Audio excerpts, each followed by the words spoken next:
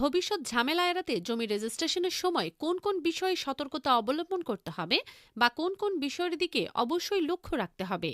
দাতা ও গ্রহীতার নাম ঠিকানা, অর্থাৎ তাদের আইডি নম্বর বা জন্ম নিবন্ধন নম্বর, ঠিকানা, দাতার পূর্ণ নামটা সঠিকভাবে লেখা হয়েছে কিনা এই বিষয়টি খেয়াল রাখতে হবে।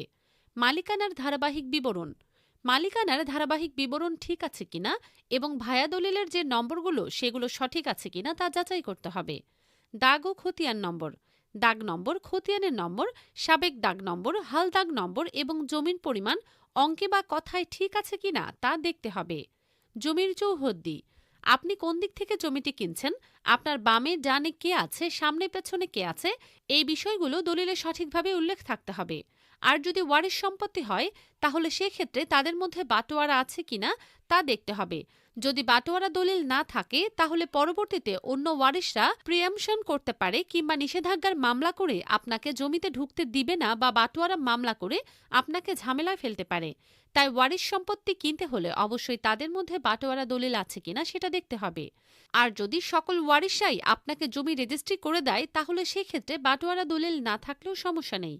অর্থাৎ মনে করুন ওয়ারিশ 4 জন, আপনি দুজনের কাছ থেকে জমি কিনছেন এবং অন্য দুজনকে দলিলের সাক্ষী বা শনাক্তকারী হিসেবে রেখে দিয়েছেন। এক্ষেত্রেও আপনি সেফ থাকবেন, তারা পরবর্তী কোনো ঝামেলা করতে পারবে না। বা আপনি জমির এমন অংশ কিনছেন যেটিতে পরবর্তী অন্য ওয়ারিশদের ঝামেলা করার সম্ভাবনা নেই। অর্থাৎ ওয়ারিশি জমি কেনার ক্ষেত্রে আপনাকে সতর্ক থাকতে হবে, হয় বাটোয়ারা দলিল থাকতে হবে, না হয় সকল পক্ষ থেকে জমি নিতে হবে, অথবা 4 জন ওয়ারিশের মধ্যে 2 জন থেকে কিনলে বাকি 2 জনকে সাক্ষী হিসেবে রাখবেন। তাহলে আপনি ভবিষ্যতে সেফ থাকবেন এবং কোনো ঝামেলায় পড়তে হবে না। আশা করি বিষয়টি বুঝতে পেরেছেন। সবাই ভালো থাকবেন।